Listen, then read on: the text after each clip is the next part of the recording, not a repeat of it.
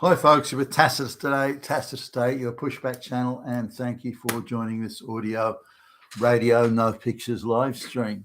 In this essay, I'd like to talk about some of the improbabilities, the flow of logic, the sequence of events as they occurred in and around this presidential debate. It just doesn't seem to add up. There's a few things I'm not happy with, so I'm going to just mention these in this short essay and see how we go. Now, going back to the 2020 election and the 2020 debates, or debates preceding that election, I'd seen Joe on stage doing live interviews, and he had a lot of problems getting out even more than a few sentences with any sort of coherent capacity to form complex thoughts, or even thoughts that are above the most simple. Often slurred his words, seemed to forget where he was, and that I thought there's no way he'll make it through a debate. It's impossible. He just won't be able to do it. And so I was surprised, very surprised actually, when Joe made it through the whole debate and sounded coherent and even landed some hits on Trump, who was in much better shape. But now the moderators, were running interference for Joe, and they were trying to shut Trump down. I'm sure they had the Democrats had the questions in advance. It didn't sound like Trump did. So the deck was heavily stacked in Joe's favor. But even putting that aside, he did much better than I expected, and I wouldn't have thought he'd have made it through the thing at all, and yet there he was. Now, he wasn't perfect, and he did slur some words, and he did sometimes forget where he was, and he just get about saying, "Hey, come on, man," and this sort of thing. But because the moderators didn't chase him up on any of it or hold him to account, they let him get away with those things, which could have exposed his stumbles. But anyway, he did much better than I thought, far better actually than I thought, and was even able to listen to some of the things Trump would say and go, "I wanted you to shut up, you idiot," and things like that, which went down, of course, very well with the Democrat base and the globalists and so on. But then when the election came along, because Joe didn't campaign, his speeches were so heavily edited that he just couldn't really get, I don't think, a policy message across, or certainly not a coherent one. So when election came, I didn't think Joe had much of a chance, really, given, again, he didn't campaign. Now, at the time, the all-time record holder for presidential election votes, the all-time record holder in the whole of US presidential election history was Obama. I think he got about 69 million votes in the presidential election. This was the first one, and he got a few million less in the second term. But that was the all-time record. And Joe, a guy who didn't campaign, who really struggled to put much of a sentence together, didn't have a policy platform he was able to articulate. He beat Obama's record, beat it handsomely by more. Wait for this. He beat Obama's record, the record of all time. He beat Obama's record by 12.5 million votes in the presidential election of 2020.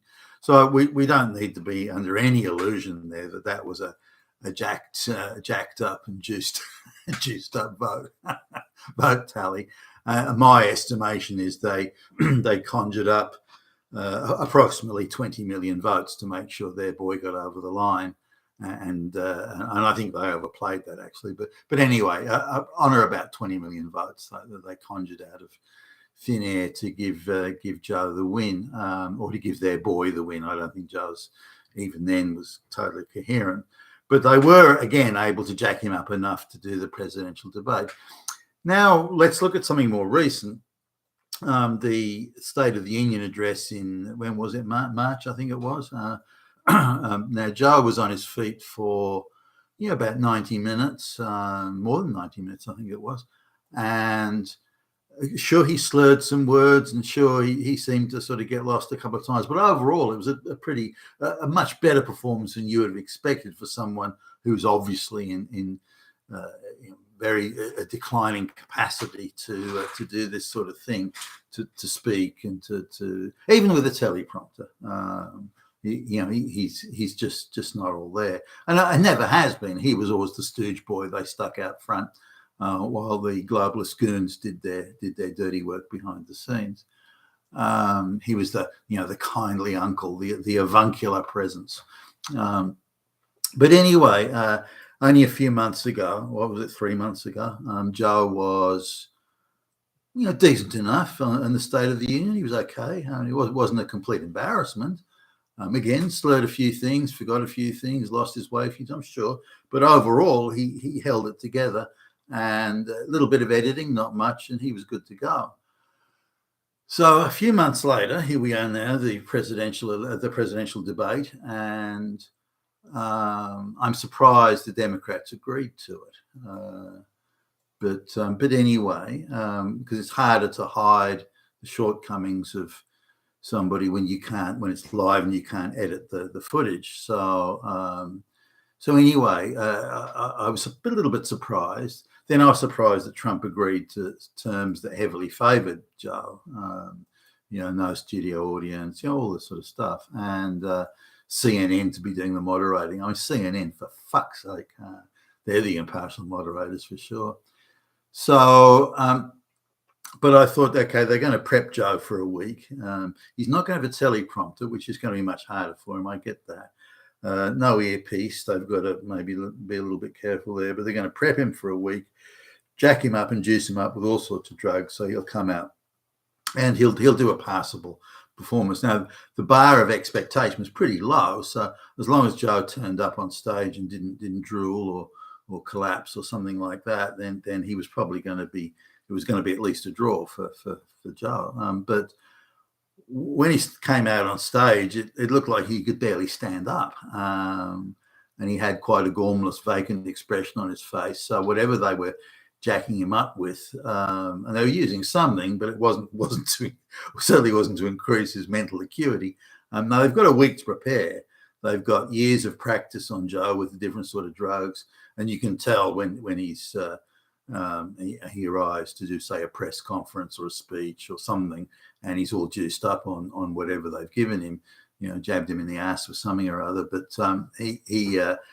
he didn't seem to be juiced and jacked this time when he walked out on stage for the debate, which I thought was odd. Well, what have they given him? Is it some secret laser beam from the back room that's going to get him going? Is he going to produce a lightsaber or so? So I was having a look at this, thinking this is an odd beginning, and it was pretty clear from the first sort of few sentences that he uttered that whatever he was jacked up on wasn't what he'd been jacked up on the State of the Union address, where he'd clearly been high on something or other. So let's just look at this then. Now, the globalist goon squad, they've tried everything to fuck Trump up. They've attacked him legally, and the media's been just a constant attack machine against Trump the whole time. And now they've got this presidential debate. They could have changed Joe for someone else earlier, but they decided not to. I thought that was a bit strange, but anyway. And the globalist and the Democrat Party is almost indistinguishable at this point. I don't think there's much difference between the two, if any. So the globalists want Joe to be in there, I assume, because they can use him as a stooge front man and control him. The chances of him dying in office, assuming he got re-elected, would be quite high. So they would need a vice president they equally could control and use, and to just put out front to put them out for a speech every few weeks to say how white supremacy is such a danger and Hitler's everywhere and so on. But apart from that, they just want someone to run the front man cover while they do all the dirty work in behind the scenes. They don't want someone who's going to make decisions, for goodness sakes. And if you're a prime minister or a president who thinks you're going to make decisions, then the globalists will very quickly remove you from that job. Sure, the people may have voted you in, but it's the globalist decision about whether or not you run for high office and whether or not you stay. They make that decision. It's not the people's decision anymore, certainly not in the Western world anyway. So they've got a week to prepare Joe, but somehow he comes out on stage totally unprepared. Now, there's something wrong in that. That to me puts off alarm bells.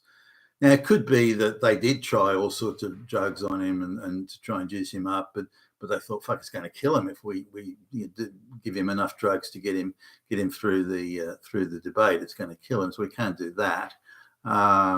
So what do we do? So they didn't seem to do anything. It's hard to imagine somebody coming out in the debate who was less prepared than Joe. Now, I don't doubt they ran him through some talking points and things like that, but it would have been obvious and very plain to the handlers and the goon squads and the globalist controllers that Joe wasn't going to make it past the first 5 minutes, let alone the 2 hours. So why did they let him out on stage so unprepared when, again, they would have known well in advance that on or about what was going to happen? Were they hoping to nobble Trump? Was that it? Maybe they were going to try and inject Trump with something so he was even worse. I mean, what was their game plan?